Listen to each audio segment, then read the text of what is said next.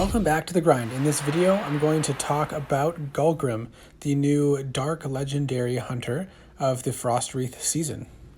He is very similar to Khalisid in a few ways, but different in others, and we'll compare them along the way. This clip shows that blinking is not necessarily required to be able to fly him well.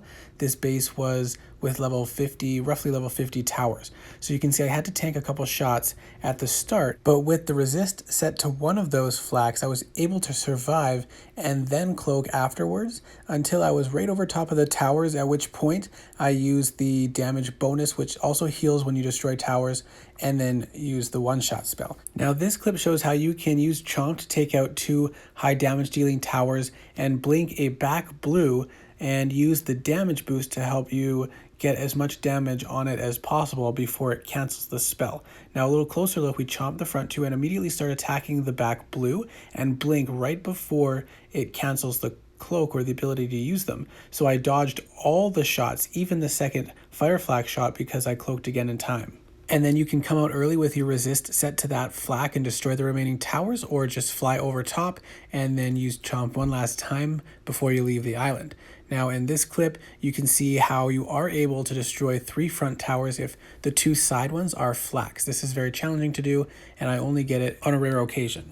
Now this base has level 55 towers. It's about just under a billion defense, and I'm using an Emerald Galgrim. And this clip also shows how you are able to manage a base without necessarily having to use the skills of blinking, depending on the way the base is set up and making sure you have the right resists in place. So I'm going to unload ammo on the blue mage before I start facing the island, and then use Chomp at the last second and then cloak. This allows me time to get Chomp off cooldown as well as regain ammo. So then when you're over top of the flaks, you use your spells again to destroy them before leaving the island, or you can just go over top and leave the base set up for somebody else. And then we finish off the base with Chomp as frequently as possible, using the damage boost to utilize ammo best, which I think it's best to wait until your ammo bar is full before using that damage bonus spell, so you can use your entire bar at the same time. And you can see how there's plenty of time to use Chomp several times, and it's only 1 rage, which is different than Khalisid, because Khalisid is 2 rage, which is a lot more costly, and you can't use it as often. Now this is a 2 billion base with level 65 towers. And you'll see here how the way the base is set up really determines what you want to do. And this is similar with Khalisid as well, because it's not always the most beneficial to destroy the blue mage first. If you can take out the 2 most damage dealing towers and blink the damage, and then unload your ammo on the other tower, like the storm tower which shields the other ones, then nothing is left to destroy you. And you can take your time, if you've dodged all the super shots especially, and then take out the remaining towers. Now, this defender didn't use any repairs, so that does change things, but he did boost the towers. And then you come through, cloak if you need to, use your damage boost and Chomp, which you can use quite frequently.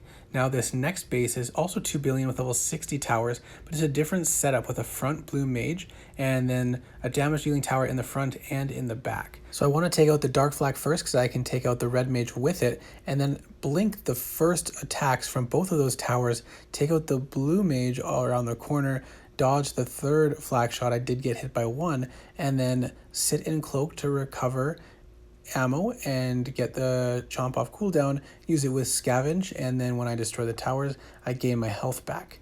Now we'll see it in slow motion. You can see you have to be quick, releasing Chomp on the turn and firing ammo and blinking pretty much all at the same time. And then immediately, as soon as you can after destroying the blue mage, go back into cloak so you can dodge any remaining damage dealing towers. So again, if you're hitting higher up, you can just cloak all the way over top of those towers and leave it for somebody who's following behind you. And this is one of the major differences with Khalisid, because Khalisid is unable to cloak for that long, and it slows him down, so he can't really set up a base in the same way unless he continually blinks every single shot. So Galgrim has more potential to set up a base in that sense. Now this is a defended base with level 57 towers and 1.3 billion defense. And because it was defended with the storm activating, you'll see how I was unable to defeat the base how I initially planned to. and how changing up your strategy and how you attack a base is something that you need to do frequently depending on the setup and if there's a defender or not. So this is how I managed to defeat the base this time. Leaving my resist to the ice flak, blinking the first bout of damage, and then using ammo to finish off the storm because everything else was shielded after that initial burst of damage. And then now there's no more super shots available, so I was able to gain back some rage before leaving the island. And then I was able to finish off the base and complete the attack. And this final clip is to just show some gameplay of the long middle island.